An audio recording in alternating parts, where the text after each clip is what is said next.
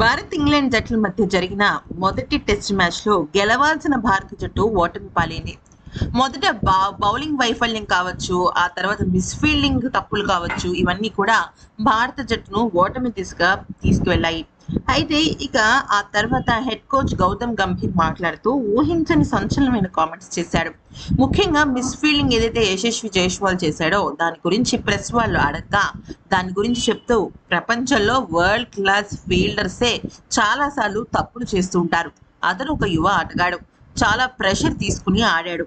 అయినప్పటికీ బ్యాట్తో తను సెంచరీ సాధించాడు. ఇక మిస్ఫీల్డింగ్ అంటే తప్పులు జరుగుతాయి, అది సహజం, అది ఎవరైనా చేస్తారు. కానీ ఇక్కడ పాజిటివ్ థింగ్స్ని కూడా మనం గుర్తుపెట్టుకోవాలి. రిషబ్ పంత్ కానీ, శుభ్మన్ గిల్ కానీ, అలాగే యశస్వి కానీ వీళ్ళందరూ సెంచరీ సాధించారు. నిజమే, తప్పులు మా సైడు ఉన్నాయి. తప్పులు ఉండబట్టే ఓటమి పాలయ్యాము. ముఖ్యంగా బౌలింగ్లోను, లోవర్ ఆర్డర్ బ్యాటింగ్లోను, మిస్ఫీల్డింగ్లోను మేము తప్పులు చేశాం, కాదనంటే అనడం లేదు.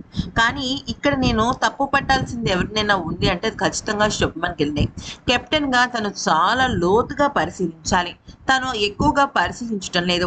ఒక వ్యక్తి బలహీనతలను పరిశీలిస్తేనే అతను కెప్టెన్ అవుతాడు. తన వ్యక్తిగతమైన ఆటతో పాటుగా ఆ జట్టులో ఉన్న ఆటగాళ్ల విషయంలో కూడా తను పూర్తి స్థాయి ఇంకా అబ్జర్వేషన్ చేయాలి. అప్పుడే తనకి సరైన పట్టు ఆట మీద, ఆటగాళ్ల మీద వస్తుంది.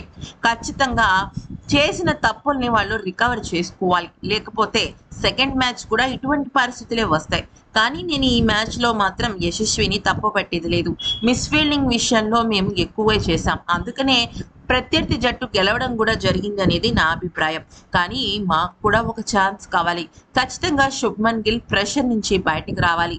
ఆటగాళ్ళందరూ ప్రెషర్ని పక్కన పెట్టి ఆట మీద ఫోకస్ చేయాలి అంటూ పేర్కొన్నాడు.